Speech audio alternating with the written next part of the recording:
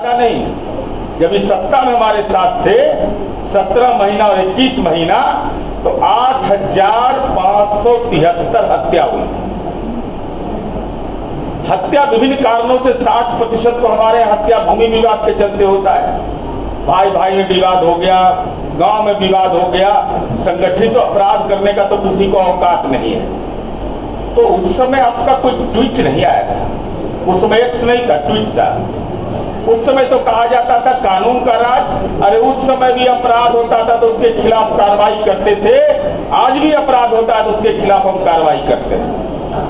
और साथ ही साथ अब तो क्रिमिनल मेजर एक्ट्स हो गया है, तो नया जब हम लोगों को जवाब दीजिएगा तो क्रिमिनल मेजर एक्ट्स को जरूर पढ़ लीजिएगा।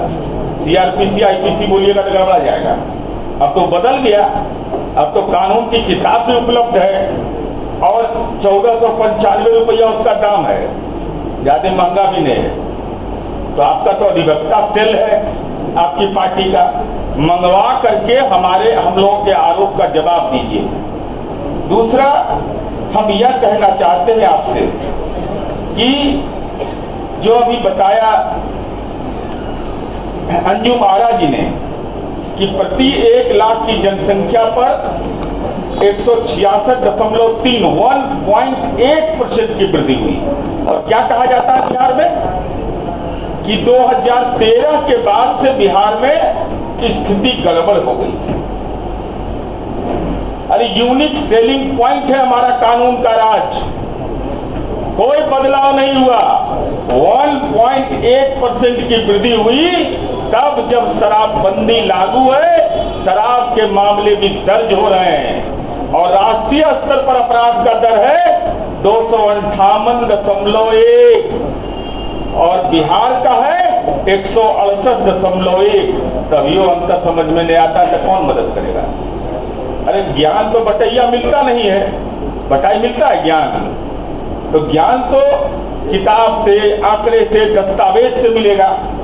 और हम इसलिए इसे कह रहे हैं कि बिहार का अन्य राज्यों से तुलना कर लीजिए आप। बिहार, केरला सबसे शिक्षित राज्य है ना। केरला महागठबंधन के घटक दल की सरकार है ना, सबसे ज्यादा शिक्षित राज्य है ना, साक्षरता दर उसका ज्यादा है ना। वहां भी अपराध हमारा 158.8 है वहां का आंकड़ा। और ये हम इसलिए कह रहे हैं, अब अपराध में हत्या एक महत्वपूर्ण चीज है, किसी की होती है तो दुखद पीड़ाजनक है।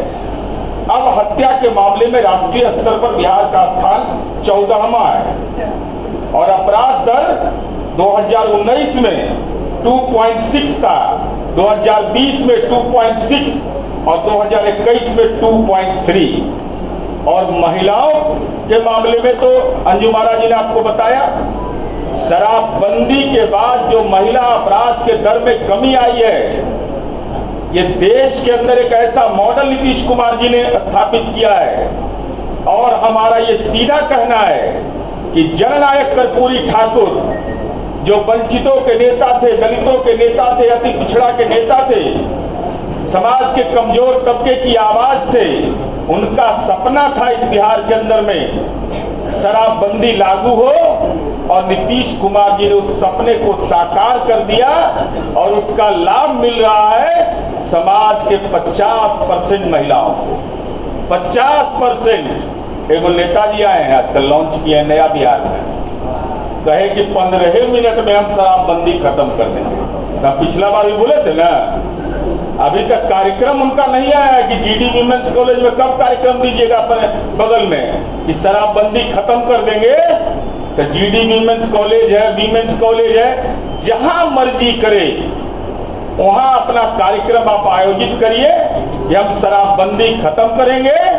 15 मिनट के अंदर में 2 मिनट कोई कार्यक्रम नहीं चलेगा, बेटियां आपका बेहतर राजनीतिक इलाज कर देंगी।